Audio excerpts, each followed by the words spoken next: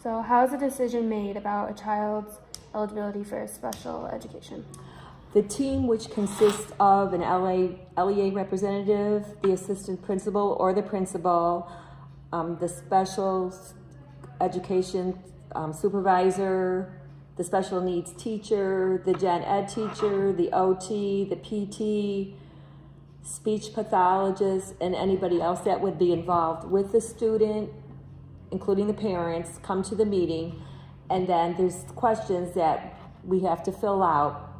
Then what they do is, after the questions, then the other people, whoever it is, the OT, PT, speech, they do evaluations. Then after that, we all come back together in another meeting with the parents, and then we discuss where they fit in as pertaining as to what the questions they filled out and where they fall into that category.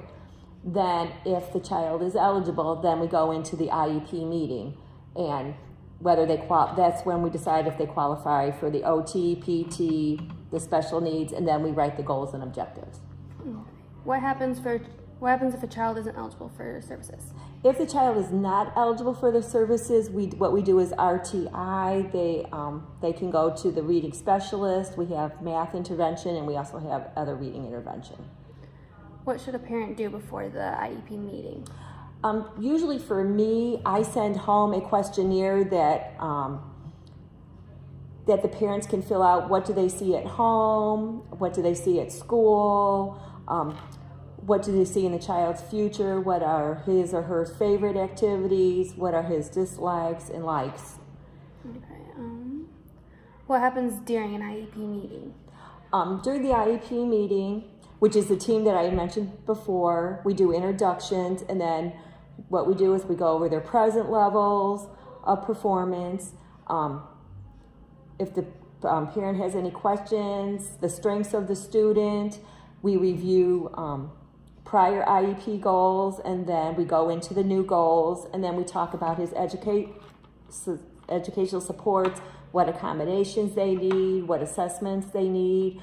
We talk about the best placement for them. Then we go into minutes.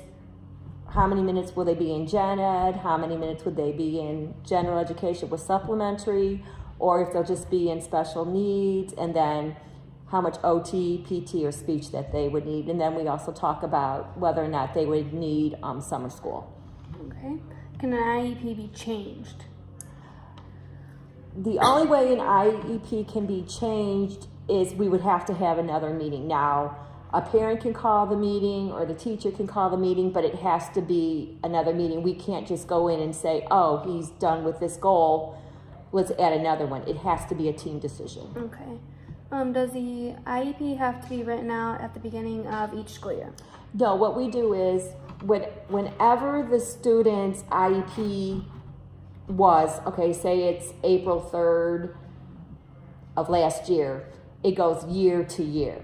So it's not their birthday. It's whenever they had their evaluation and they set up that IEP, then it's that calendar year to the actually the day before that date. So perfect. Who writes the IEP?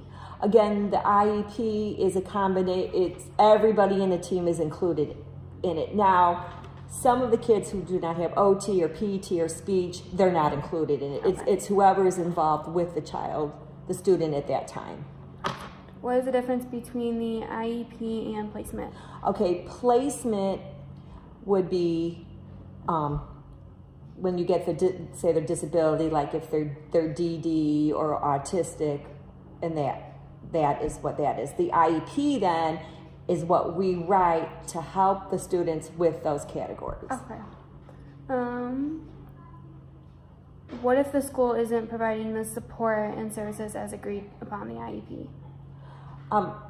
First, I think what we would do is we would have another team meeting and see what exactly isn't being met.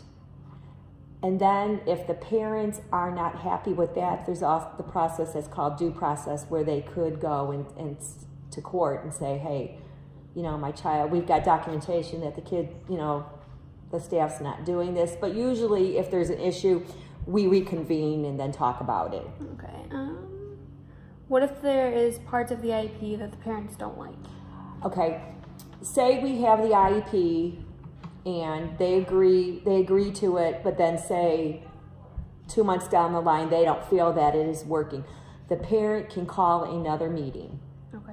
And then, again, the whole team, whoever's involved with the student, will come in and discuss it.